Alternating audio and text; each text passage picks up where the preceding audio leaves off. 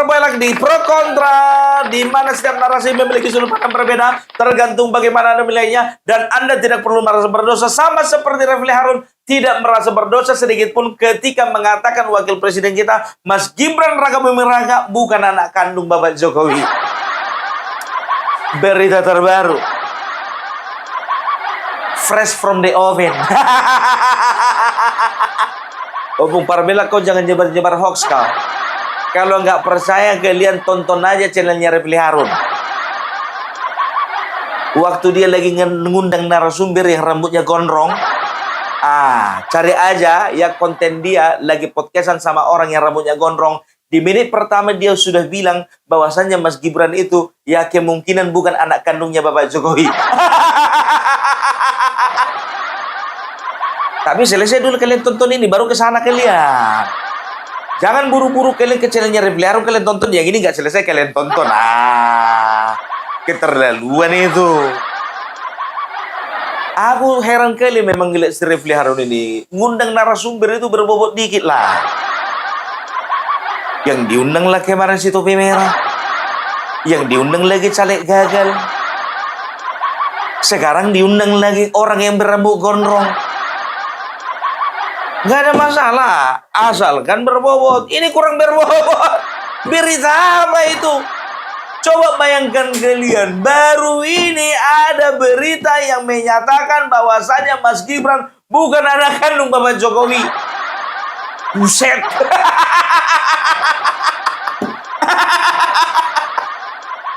Aku memang garuk kepala ngeliat orang ini. Kemarin-kemarin ya, kemarin-kemarin dibilanglah Bapak Joko Widodo itu mamaknya 2 orang. Kemarin lagi dibilanglah Bapak Joko Widodo itu mamaknya waktu melahirkan dia masih umur 15 tahun. Kemarin lagi Berto kalian dibilanglah umurnya Bapak Joko Widodo lebih tua dari mamaknya. Sekarang dibilang Mas Gibran bukan anak kandungnya Mas Bapak Joko Widodo. Kalau pergi kita ke psikologi, ini adalah tingkat kegilaan yang di level tidak tertolong lagi. Ingat, level 1, level 2, level 3, yang di atas itu level tak tertolong lagi. Tak terselamatkan lagi.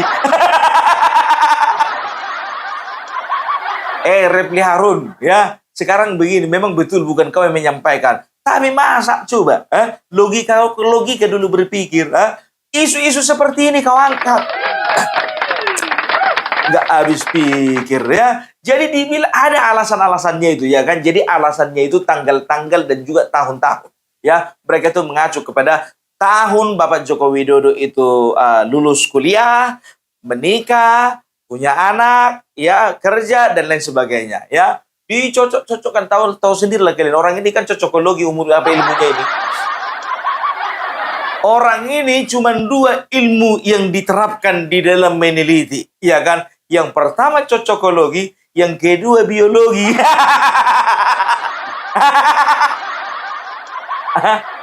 Apa itu Bung Parboilak? Adalah itu rumor kemarin-kemarin itu. Yang dibilang katanya rumor receh. Ya, jadi begini ya, mereka beranggapan bahwasanya Mas Gibran itu bukan anak kandungnya. Karena apa? Mas Gibran itu lahirnya tahun 1987. Kan itu. Kalau kalian tanya Wikipedia, ya itu udah jelas itu. Mas Gibran lahirnya tahun 1987. Anak pertama dari Bapak Joko Widodo. Kan begitu. Nah, ini mulai dari lulus. Lulus November 1985. Setelah itu diterima kerja Januari 1986. Kan begitu. Menikah dengan Ibu Iriana bulan Desember tanggal 24 1986. Kan begitu. Nah, setelah itu Mas Gibran lahir ya tanggal 1 Oktober 1987. Dari mana jalannya mengatakan bahwasanya ya Mas Gibran itu bukan anak kandungnya Bapak Joko Widodo. Sementara menikah bulan bulan Desember, kalau kuhitung-hitung kalender itu sambil kulingkari biar tahu kalian. Itu pas 9 bulan mengandung lahirlah Mas Gibran. Kecuali kalau misalnya menikah ya Bapak Joko Widodo dengan Ibu Iriana menikah katakanlah 24 Desember 1986. Lahir anaknya di bulan Februari. Nah, baru itu tanda tanya. bagus-bagus lah. Gimana sih kalau bikin hoax itu, ya, itu tolong data-datanya itu, ya, kalaupun kalian mau rekayasa, tolong rekayasa yang mendekati fakta. Ini jauh kali melenceng. Apa sih yang ditakutkan dari Mas Gibran?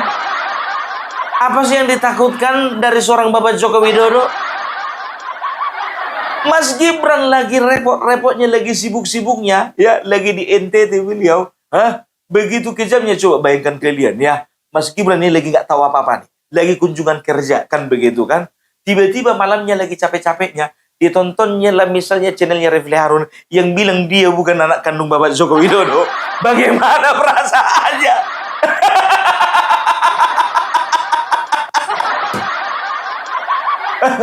Aduh. Jadi begini ya, kalau ku bilang ya. Jadi untuk menjatuhkan Mas Gibran, menjatuhkan Bapak Joko Widodo, ya kayaknya sekarang udah nggak perlu lagi hal-hal yang ilmiah, nggak perlu lagi hal-hal yang masuk akal. Sedangkan kemarin Roy Suryo pun dibilang katanya Bapak Joko Widodo pesugihan.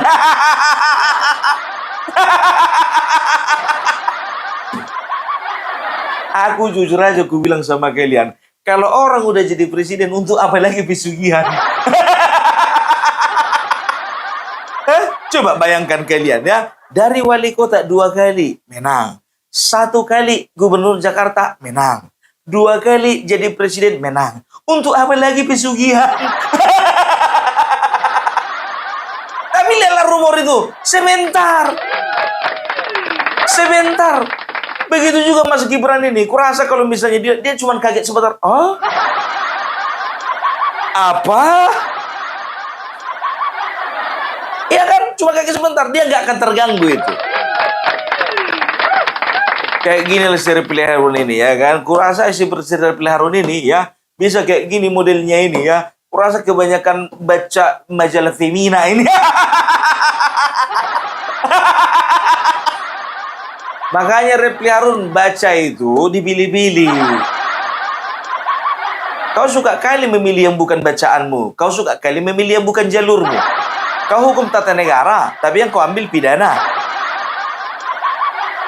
Jangan diganggu pung lagi belajar itu jadi pengacara. Jadi kalau Refli Harun ini, kalau ku tengok ya kan, kalau dia ini sekarang ya, karena dia dalam rangka sedang belajar jadi pengacara, dia tahu ada 2 hal ya untuk mencapai kesuksesan sebagai seorang pengacara. Yang pertama cari prestasi, yang kedua cari sensasi. Kalau mau awet, ya tolonglah yang pertama jalannya itu lebih baik. Sama seperti Otto Hasibuan, Oce Kaligis, ya kan. Setelah itu Adnan Buyung Nasution. Cari prestasi. Tapi ada juga cari sensasi. Ya contohnya, gak enak aku ngomonginnya. Gak enak ngomongnya. Tapi gak apa-apa lah, mudah-mudahan ini gak marah ya. Ya contohnya kayak Rahman Nasution, ya kan, Firdaus Wibowo, kan begitu. Mereka kan suka cari sensasi. Tapi kalau bisa, ya bisa dua-duanya kok kombinasikan. Lihat itu Hotman Paris Hutapea. Ada prestasi, ada juga sensasi. Kalau ada duit. Kalau nggak ada duitmu, cukup cari prestasi aja. Jangan cari sensasi. Nggak menjual nanti. Aduh, repotnya ngajarin pengacara masih baru belajar. Aduh, ya. Jadi kembali ke Mas Gibran ya. Kalau aku rasa Mas Gibran itu udah kebal lah kayak gitu ya. Jangankan Refli Harun, senior daripada seniornya Refli Harun, ya buat seperti itu kepada Mas Gibran, dia nggak peduli. Siapa senior daripada seniornya Mas dari Refli Harun maupun para bilang Amin Rais. Pernah kan ditanya wartawan, Mas Gibran, apa Pak Wali kan Mas Wali, itu gimana tanggapannya terhadap Amin Rais? Katanya itu Amin Rais itu mau ngacak-ngacak kota Solo kan? Amin Rais mau ngacak-ngacak kota Solo. Ya biarin aja. Namanya juga orang tua kok. Nah, kalau misalnya berani dia ngacak-ngacak, ya wes, silakan datang. Coba, lagi repot Mas Gibran sekarang kunjungan, biar tahu kalian. Tapi udah selesai sih ya. Beliau itu berkunjung kemarin itu kalau nggak salah agendanya ke Pulau Rote, ya kan? Jadi ada 3 hal yang menjadi concern beliau di sana. Yang pertama itu ya sentra industri sentra industri garam, ya kan? Sentra industri garam. Di sana beliau sedang melihat bagaimana progres, bagaimana kemajuan produksi tersebut, industri tersebut, kan begitu. Baru yang kedua ya, beliau ini sedang menyoroti atau sedang memonitor ya bagaimana perkembangannya budidaya rumput laut. Ya, setelah itu yang ketiga itu pendidikan di daerah 3T, terluar, terdalam, dan juga tertinggal. Kalau yang sebelah sana opung Parbelang yang ngurusin ijazah Bapak Joko Widodo itu 4T itu opung Parbelang. Terluar, terdalam, tertinggal, dan terbengkalai.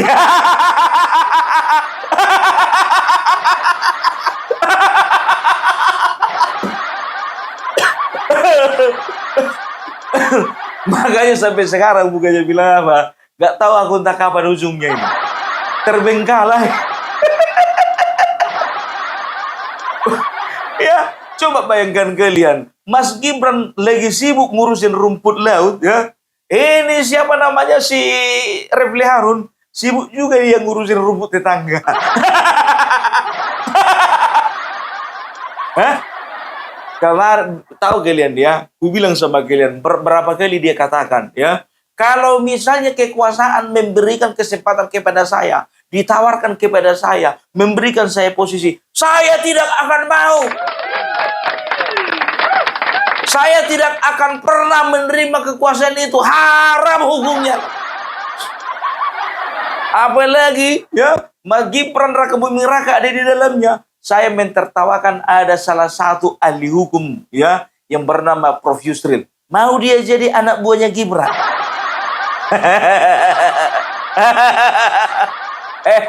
Gue bilang sama kau, Yusril itu bukan satu-satunya senior, bukan satu-satunya orang besar, bukan satu-satunya tokoh nasional yang sekarang, yang saat ini jadi anak buahnya Gibran. Ada Budiman Sujatmiko, ada Ara, ada Mas Bahlil, MBG, Mas Bahlil ganteng, buah apa? Yang paling manis, buah lil. Aku lagi suka kali biar tahu kalian ya melakukan itu, betul. Ku cari kunci-kuncinya ternyata susah. MBG, Mas Bahlil ganteng, buah apa? Yang paling manis, buah lil.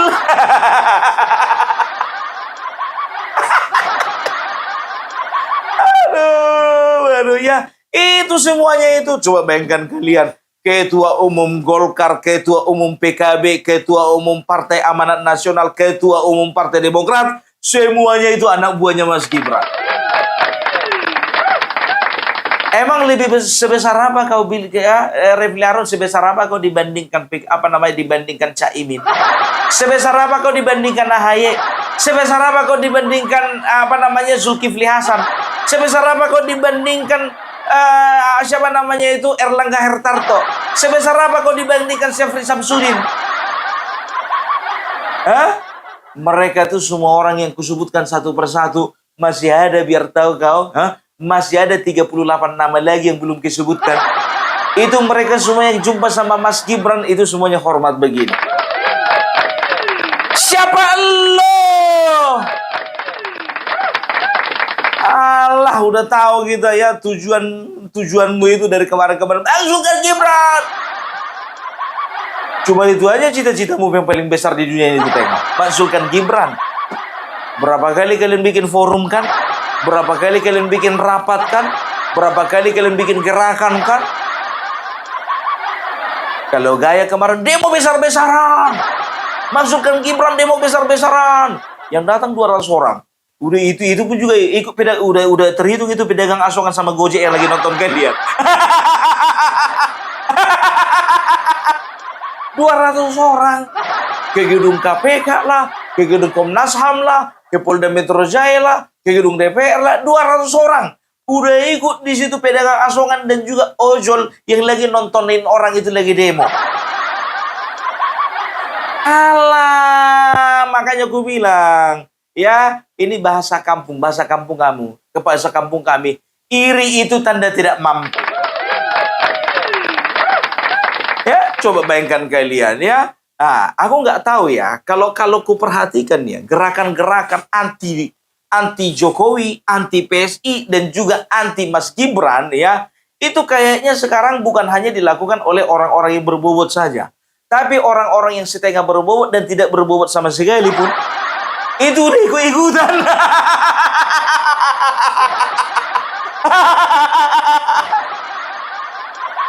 Aduh, bikin sakit kepala ini biar tahu kalian ya. Tapi ya sudahlah ya. Memang jujur aja aku bilang, kalau nggak ada orang kayak Refli Harun ini, Refli Harun, Amin Rais, Said Didu, Ugroseno, dan lain sebagainya, kayaknya itu ya, hidup kita itu kayaknya tidak berwarna. Kayaknya kurang berwarna gitu loh. Kurang seru. Itu masih di sebelah sana, belum lagi sebelah sini. Ada Ganjar lah, ada Jarot lah, ada Deddy Sitorus lah, ada Adiana Pitupulu, ada Guntur Romli. Guntur Romli lagi rajin-rajinnya dia bikin konten biar tahu kalian. Hah? Coba bayangkan kalian sekarang ya, kita kan udah tahu apa namanya kalau dibilang Bapak Joko Widodo, PSI dan Mas Gibran itu kan segaris lurus kan begitu. Nah, sekarang ini biar tahu kalian ini sedikit aja, sedikit ini ya. Sedikit. Kemarin biar tahu kalian si Jarot ya, si Jarot dari komisi itu ngoceh-ngoceh dia apa dibilangnya. Kita nggak masalah Joko Widodo, kita nggak masalah Joko Widodo ingin keliling Indonesia, nggak masalah. Yang penting tolong nyatakan dulu ijazahnya, tunjukkan dulu ijazahnya asli atau bukan. Jarot, kau siapa? Hah? Kenapa? Hah? Kenapa? Masih sakit hati kalian karena Mas Gibran dibajak dari partai kalian ya?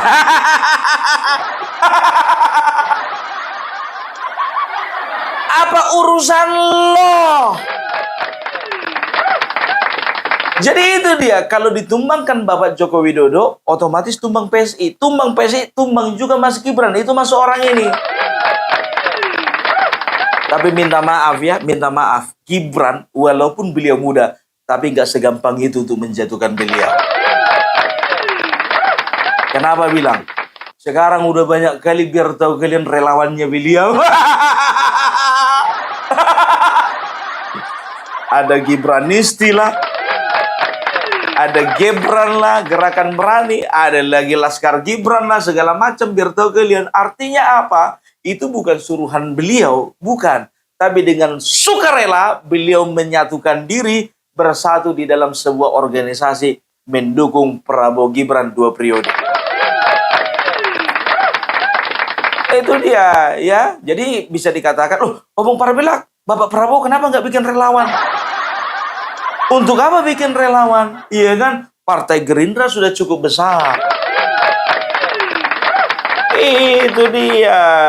Ya, jadi minta maaf ya. Refli Harun ya.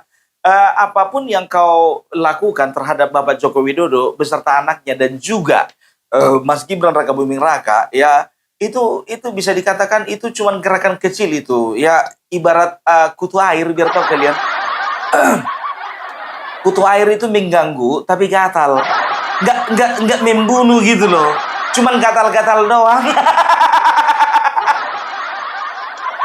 Jadi gerakan-gerakan yang dibikin Refli Harun ini minta maaf ibaratkan kutu air. Tidak membunuh tapi gatal.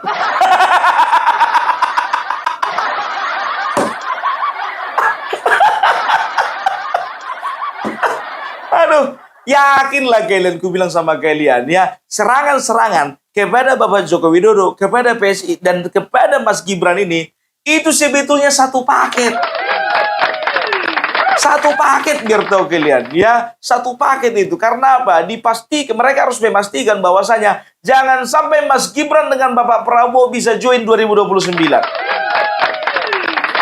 Makanya sekarang mereka berusaha untuk menghancurkan nama baik mereka, ya, Bapak Joko Widodo, PSI dan juga Mas Gibran, ya, merusak nama baik, menghancurkan reputasi segala macam, ya, menjelek-jelekan lah kan begitu. Tapi minta maaf, ya, minta maaf, pada akhirnya masyarakat yang akan menentukan pilihan.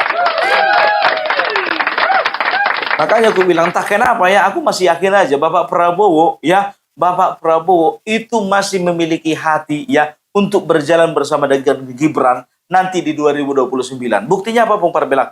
Kemarin beliau pulang dari Prancis, siapa yang menyambut? Bukan Guntur Romli. Bukan Said Didu. Bukan Abraham Samad. Bukan Siti Zuro. Bukan Susno Duaji. Tapi Mas Gibran Raka Buming Raka. Coba kalau misalnya Said Didu yang menyambut Bapak Bapak Prabowo datang dari Prancis. Wah! Udah heboh. Mbak cerita nanti dia itu, ya. Saudara-saudara, tadi malam saya bertemu dengan orang nomor 1 di Indonesia. Jadi saya sudah sampaikan beliau bahwasanya kita punya gerakan, dan beliau mengatakan bahwasanya beliau siap di dalam gerakan di paling terdepan. Aku kemarin sempat ragu kan begitu kan. Betul ini adalah ada maksud Bapak Prabowo ingin menjauhkan Mas Gibran dari sisinya dan mengangkat Said Didu menjadi wakil presiden. Aku agak ngeri-ngeri sedap juga itu. Nggak bisa kubayangkan sempat dia jadi wakil presiden, Bang. Nggak taunya, biar tahu kalian itu cuma ngomong kosong di depan para pendukungnya. Sampai pada akhirnya biar tahu kalian nggak ada respon apa-apa daripada Bapak Prabowo. Karena sejatinya Bapak Prabowo, ya, beliau itu lebih tahu kepada siapa dia itu, ya, mempercayakan sesuatu kepada siapa dia itu hanya sekedar silaturahmi saja. Kalau sama kalian cuma silaturahmi sambil memberikan tanda kepada kalian, ya, supaya kalian jangan ganggu-ganggu pemerintahan beliau. Itu. Tapi kalian aja yang terlalu pede. Bapak Prabowo presiden kita mendukung gerakan kita.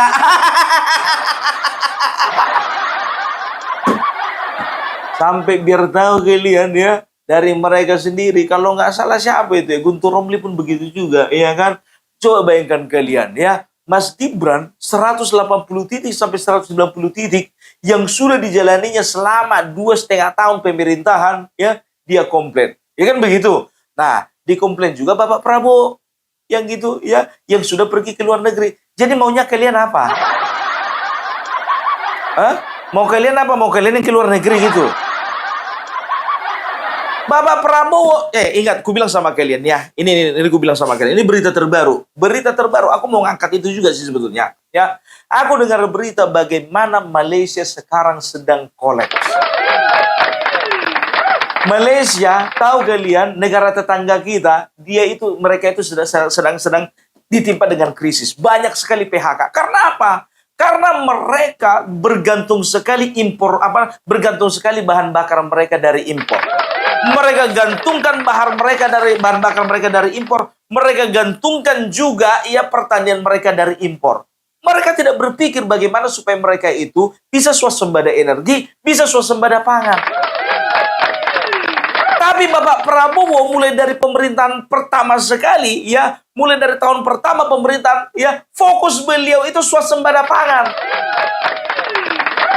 Makanya coba bayangkan kalian, ya, di tengah krisis dunia, krisis pangan, krisis energi, Indonesia dikatakan, ya, Indonesia menurut salah satu peneliti, ya, itu dikatakan bahwasanya Indonesia adalah yang paling siap dan juga yang paling bertahan di dalam krisis energi. Indonesia yang paling bertahan karena apa? Indonesia, ya, 60%, ya, dari 100% konsumsi bahan bakar, 60%-nya itu produksi sendiri. 40% lah yang diimpor. Tapi kalau Jepang, Korea Selatan, dan juga beberapa negara yang lain, ya, seperti Jepang contohnya, hanya 10% produksi sendiri dari 100%. Bayangkan kalian, 90% impor. Kurang bersyukur apa lagi? Itulah tujuan daripada Bapak Presiden kita, Bapak Prabowo, ya, melobi negara ini, melobi pemimpin negara ini, melobi presiden sana. Supaya apa? Supaya kita itu bisa bertahan ya di tengah-tengah gejolak politik dunia. Di tengah-tengah gejolak ekonomi dunia. Itu. Jadi jangan pernah kalian itu beranggapan. Sekarang begini, ku bilang sama kalian ya. Ini banyak yang bilang gini. Apa dia bilang? Kenapa sih Bapak Prabowo kalau dihitung-hitung hampir setiap bulan ke Perancis? Nah, sekarang begini ya. Kalau misalnya kita hanya untuk sekedar melobi proyek yang harganya 100 juta. Ingat nih ya, aku sendiri sudah pernah seperti itu. Untuk melobi proyek yang harganya 100 juta, itu nggak langsung ngomongin masalah proyek. Ajak dulu makan, ajak dulu ke kafe, ngobrol-ngobrol dulu, ya kan? Setelah itu, ya, ngobrolin masalah bisnis, pendekatan dulu, gitu dulu, ya. Pendekatan dulu, makan dulu, apa segala macam, baru. Setelah pertemuan ketiga atau pertemuan keempat, baru tercipta sebuah deal-dealan. Sedangkan bisnis skala 100 juta aja seperti itu, apalagi yang skalanya triliunan. Emang bisa Bapak Prabowo, ya, begitu ke Cina langsung tanda tangan. Begitu ke Amerika langsung tanda tangan. Begitu ke Rusia langsung tanda tangan. Enggak lah. Jalin dulu persahabatan, kecuali sebelumnya sudah ada kerjasama dari presiden yang sebelumnya. Beliau tinggal melanjutkan. Makanya otak itu dipakai, jangan dijadikan pajangan. Otak kalau dijadikan kepajangan, ya yang dipikir cuma ijazah orang lain. Otak kalau kebanyakan dipajang nggak dipakai, ya yang dibahas itu bagaimana orang lain itu bukan anak kandung daripada orang lain. Yang dibahas pesugihan. Yang dibahas kuburan mamanya orang. Yang dibahas mamanya orang ada 2. Yang nggak berbobot yang dibahas. Itu dia. Ketika Bapak Prabowo lagi repot di luar negeri, ya beliau tahu betul bagaimana repotnya di luar negeri dan beliau perlu konsentrasi. Kan begitu. Nah, siapa orang yang perlu dipercaya untuk ngurusin dalam negeri? Tak lain dan tak bukan adalah Mas Gibran sendiri. Mas Gibran dong. Bukan Budi Gunawan. Bukan Puan Maharani. Apalagi Guntur Romli. Mas Gibran. Jadi tolonglah sudahi kalianlah pikiran negatif terhadap Bapak Prabowo. Ya, beliau itu keluar negeri dalam rangka ya bagaimana mengupayakan negara kita ini tetap survive. Beliau punya angan-angan 2045 Indonesia Mas. Gitu, tahu, ngerti aku ya. Para penjahat-penjahat ini sedang melakukan berbagai macam upaya ya. Supaya apa? Supaya nanti 2029 Bapak Prabowo dan Gibran ini berpisah. Atau kalau perlu, ini aku bilang sama kalian ya. Atau kalau perlu Bapak Prabowo jangan lagi berkuasa. Itu yakinlah kalian. Bukan cuman hanya memisahkan mereka berdua. Bukan.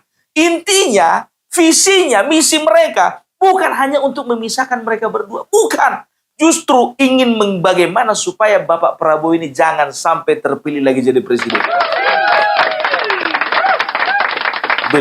Mereka seranglah ya Bapak Joko Widodo, sahabatnya beliau, mereka seranglah Mas Gibran ya, wakil beliau, mereka seranglah lagi siapa namanya itu Seskap Teddy. Nanti coba kita lihat dah. Pasti akan ada serangan-serangan lagi kepada orang lingkaran daripada Bapak Prabowo. Itu dia. Ya, kita lihatlah nanti siapa yang teriak-teriak oligarki yang sambil berenang-berenang di dalam laut. Oligarki! Oligarki! Oligarki! Putri Duyung berambut pendek.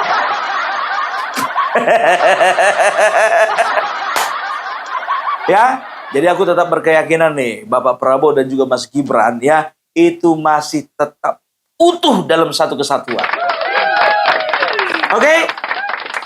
Jadi itu dulu dari Opung Parabelak ya. Kita ketemu lagi di Pro Kontra selanjutnya.